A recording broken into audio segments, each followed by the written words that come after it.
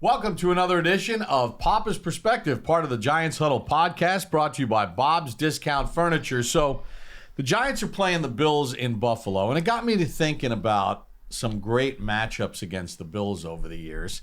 And we got Ahmad Bradshaw joining us because I want to go back to 2007, Ahmad. Yes. You guys are coming off the loss against Washington. You know you got to play the Patriots the last game of the regular season, so you really need to win this game against the Buffalo Bills. Yep. That might have been one of the craziest weather days I've ever seen in my life. Oh, for me too. I mean, I went out to the game. I had a cutoff shirt on, and it ended up snowing. It ended up sleeting. It ended up raining. Right after that, and it was, it just came out of nowhere. Yeah, I mean, the game time temperature is listed as 52 degrees. And at one point, it was 52 degrees. And then it starts raining sideways. It's snowing. It's like pure Buffalo. You guys are down 14-0 early in the football game. Okay. But you get the run game going. Just talk about that ability to impose your will upon the Bills that afternoon as a team. You know what? I mean, that was the game that started my career. That was a game that I had a chance and just wanted to take advantage of every chance I had. Derek Ward went down, and I was able to come in and back up Brandon Jacobs. And, I mean, all I had to do was just run the ball. The guys up front did a great job of protecting Eli and blocking up front on the run. And they opened up a huge run for me in that game, and Brandon also had a great game. I think we both ended with like 145, 150 each. So it was a great running game for us, and we came in with a will to run. Brandon scores a touchdown in the second quarter, makes it 14-7. Then he has that big 43-yard touchdown run.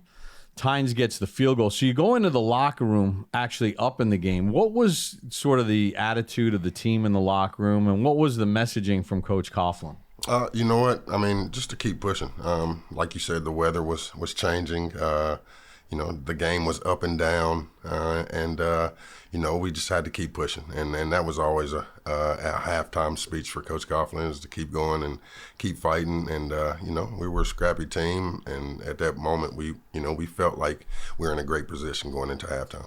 Did you guys, from the outside, fans are kind of thinking, man, they better win this game because they got the Patriots, who are undefeated the next week, and they might not make the playoffs. You win this game, you make the playoffs.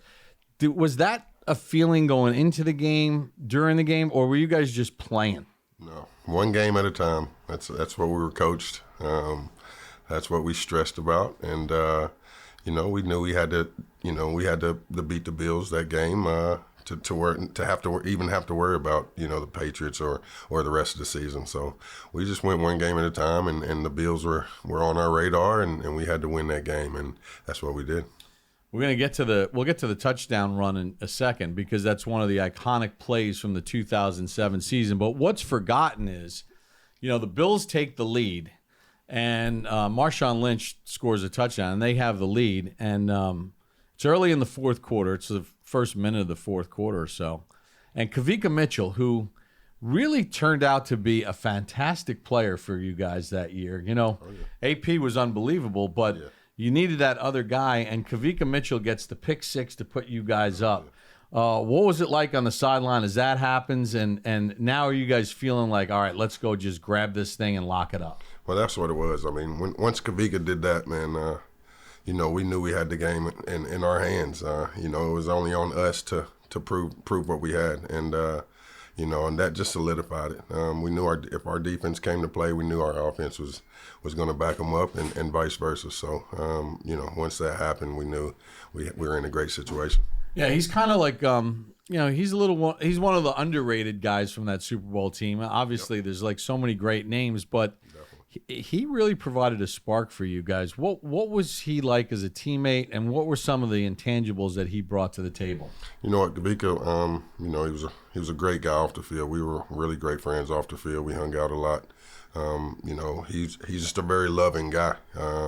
And I still talk to him to this day. He still checks in on me. I still check in on him every day or every other day, he's a loving guy, and that's just the way our team was. We loved each other. We played for each other, and that's how we won. All right, so you have the lead, but it's only a 3-point lead. We're in the fourth quarter late. You guys need to kind of finish this game off, right? And Giants fans are sitting there and they're sweating it out. The defense gets a 3 and out, force a punt, and you guys are starting at your own 12-yard line. Take me through the 88-yard touchdown run. What the call was. You guys were grinding them because, as you mentioned, Brandon was having a huge game. Yep. You were having a big game up to that point before the 88-yard run. But tell me what the play was, the design of the play, and what the rookie out of Marshall was seeing. You know what? They called a power. And, one of my favorite plays ever, just growing up, coming up as a kid, was power. I got to the huddle.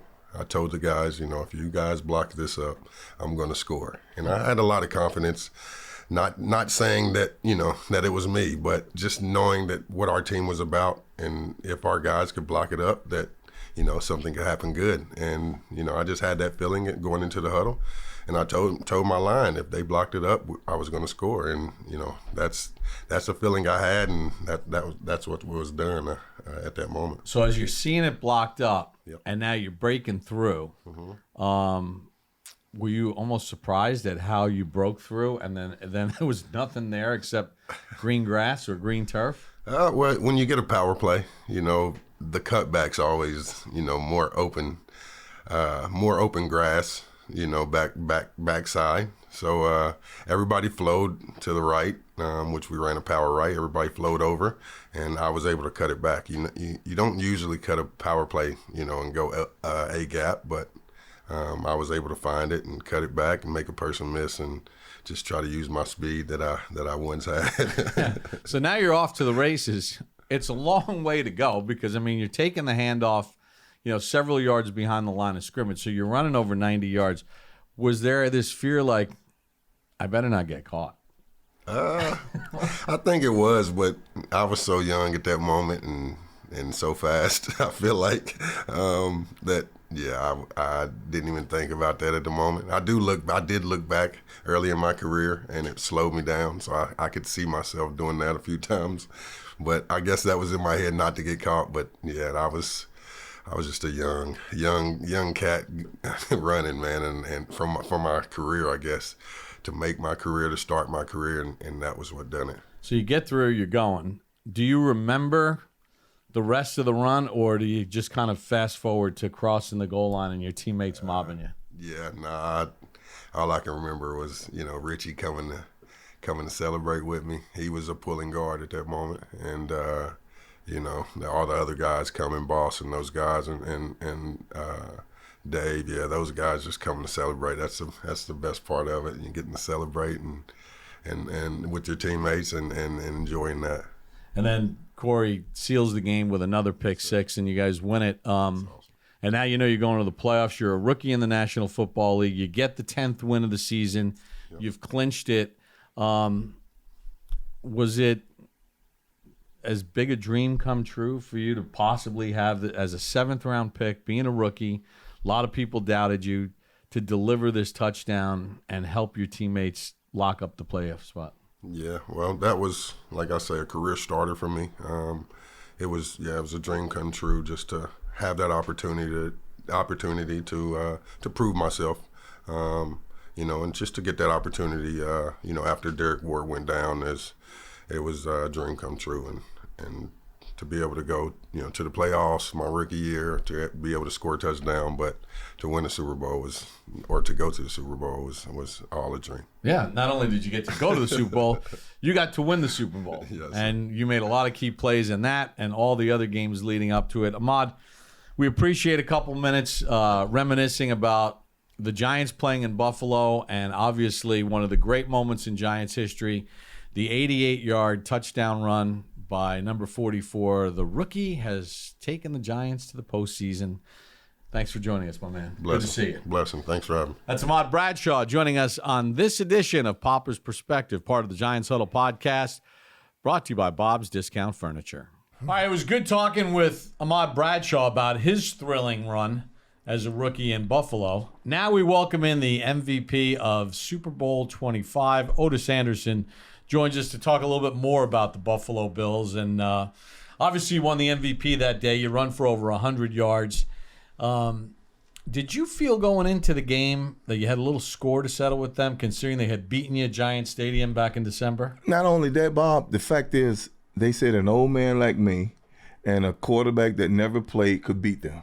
They said that about me and Hostetler. So we had a little chip on our shoulders. The game plan, obviously, going in, you want to keep the ball away from their offense because it's a high-powered offense. So you need the run game. You need to convert on third downs. You know, as a veteran who had been through the wars, I'm guessing that you embraced what the coaching staff wanted to do. Well, what was unique about what you just said is on Saturday night, after we had our meeting, Parcells and the late Ron Earhart set me down in a room together and said, okay, this is the game plan. We want to run the football. We want to control the clock. We're looking to give it to you. And Parcells go, yeah, we're going to give it to you a lot. You know, so Ron was going to break it down and say, maybe give it to you 20 times. You know, Bill just chimed in as he does and said, you're going to give it to you a lot. So I knew what they were going to be looking for as far as what they wanted out of me. And his concern was, are you going to be able to do it? Well, can we run you 20, 25 times? I said, Bill, I've been waiting on this for a long time. So whatever you got to throw at me, I'm ready for it. And you had a really deep room, even though Hampton was hurt at that point and he was a rookie, but you still had a really deep room, and everybody kind of played a role because you wound up having, I think, 21 carries in the game. You had one catch. So everybody got involved a little bit to try to wear them down. You know, that's what the plan was, to wear them down. So they used me a lot inside. If you look at most of the game, inside runs were mostly where I stayed at, and then Meggett came in and took us outside, just kind of stretched, you know, the defense and kind of get them tired. So we had a pretty good system going on. You know, the Giants have a great history of amazing plays in the Super Bowl, whether it's David Tyree or obviously the Mario Manningham catch in Super Bowl 46. You know, one of the ones I think that's gotten lost in history a little bit is Mark Ingram's third down catch, run, drag, carry, lunge, first down, which was a key play in that drive. It was. It gave us the momentum that we needed. I think that same series, Howard Cross caught a pass that took us close to the goal line, and then that's where I finished off with the touchdown. So we had players that had to come to play and make plays at the time we needed them. And you probably forgot one too. What about that tip ball in Super Bowl 21 from McConkey to Bavaro? Right. Yeah, that was another one. Now, talk. Were you thinking, what was the uppercut all about? You know, during that game, I had a few runs while I actually got to the secondary, and Kelso was forcing so fast, and all I could do was drop a shoulder. But I was watching him as I approach him, you know, the angles and things like that. And he seemed like he didn't really want a lot of this kind of one-on-one contact. So my deal was, when I turned the corner, I was trying to intimidate him and let him think about how he wanted to try to tackle me, whether he wanted to try to go low or go high. But he actually missed tackling me, but Cornelius Bennett chasing from behind actually stopped me from going even further. So now you cap off the Super Bowl. I can never stop thinking about the year before. You had 120 yards in the playoff loss against the Rams. You had 120 yards rushing in that game. That was the famous Flipper Anderson play. I thought you were the best team in the National Football League that year. It seemed like the Rams were like your little kryptonite. The mindset going into that season, because you guys got off to a great start. I think we were 10-0 to start the season. 10-0. Did you feel like you had a score to settle after what had happened the year before? Oh, we did, and I tell you what was even personal to me than that was after we lost that Flipper Anderson game, I sat on my stool talking to Maurice, and I had my hands covering my eyes, and Maurice said, "Dude, What's that all about? I said, Maurice, I had a prediction. I said, if I ever played in the Super Bowl, state of Florida, feature running back, I'll win most valuable player. And that year it was at Joe Robbie Stadium, right up the street from University of Miami. I was the featured back. So Maurice said to me, he said, well, next year the Super Bowl is in Tampa, Florida. And I said, Maurice, don't kid with me. Is it really? He said, it's at Tampa, Florida. I said, Maurice, we're going. So I felt that whole year was destined to go to the Super Bowl. I didn't know what my role was going to be, but I knew it was destined for us to go there because that was the only other opportunity that I may have to fulfill my dream. And then, behold, Rodney get hurt in the playoff game, and I could tell you that the field goal that Matt Barr made, Ingram was on the sideline saying to me, is he going to make it? Is he going to make it? I said, Ingram, it is my destiny. So I kind of felt like me and God had a little hand on all of this. All right. And, Scott Norwood's kick sails wide right. You're the Super Bowl champion. Now, did you think that they would have the guts to give the MVP to the running back? Because you know how these MVP awards go in Super Bowls, especially in today's era. Yeah. We're talking the 1990 season. But they still kind of went to the quarterbacks most of the time. It did, and I'm like you. I thought Costello played just a great game.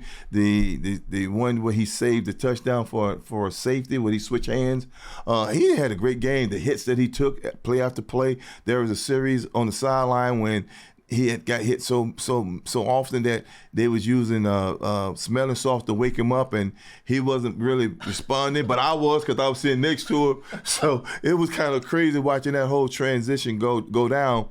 But I always felt and said that Costello, to me, was the guy that should have won MVP because of what he went through and everything he did. So was I surprised? Absolutely. Did I think I accomplished the 100+ yards and having that many carries?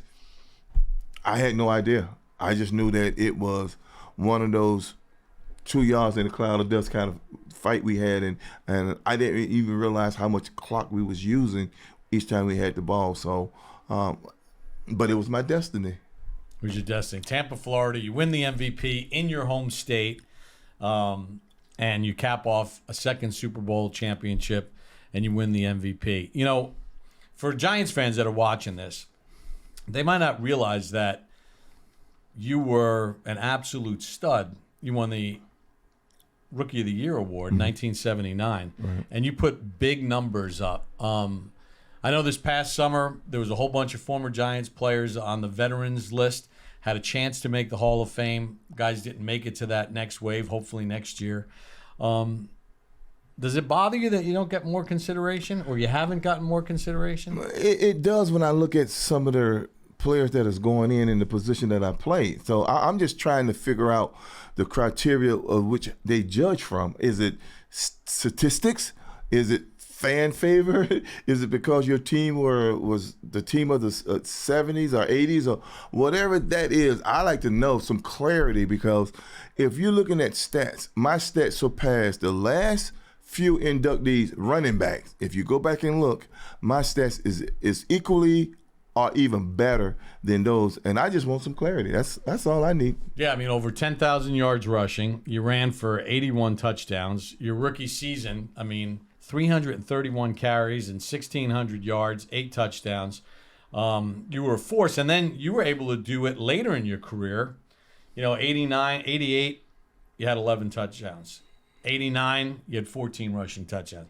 Even in 1990, when Hamp was drafted in the first round, you scored 11 rushing touchdowns at an advanced age when most backs are kind of done. Yeah, thank God for that. But again, that's what I'm trying to figure out. So, Bob, maybe you can get some clarity to this, so somebody could get us some clarity of how is it judged. What do they look for?